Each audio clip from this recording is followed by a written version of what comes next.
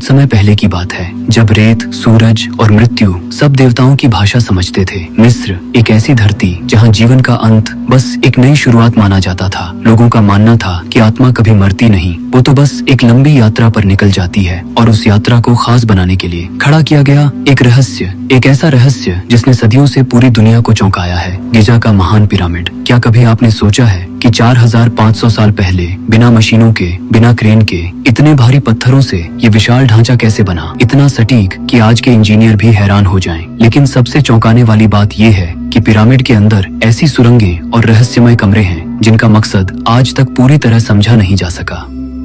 कुछ कहते हैं ये सिर्फ राजा खुफू की समाधि है, पर कुछ मानते हैं कि ये एक कोड है, एक ज्योमेट्रिक रहस्य जो ब्रह्मांड के सबसे गहरे राज से जुड़ा हुआ है।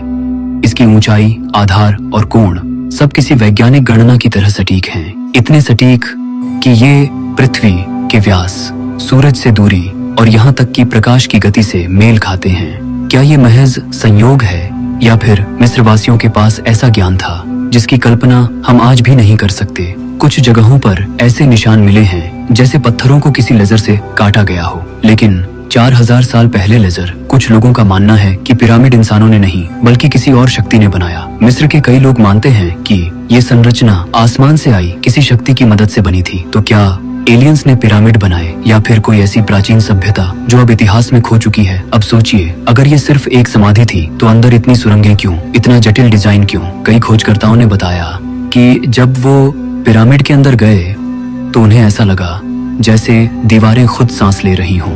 कुछ को वहां अजीब सी आवाजें सुनाई दी, जैसे कोई कान के पास फुसफुसा रहा हो, और कुछ ने महसूस किया जैसे कोई पीछे खड़ा है जबकि कोई नहीं था। वैज्ञानिकों ने भी माना है कि पिरामिड के कुछ हिस्सों में एक अनोखी ऊर्जा महसूस होती है, एक ऐसी ऊर्जा जो किसी आम इमारत में नहीं होती।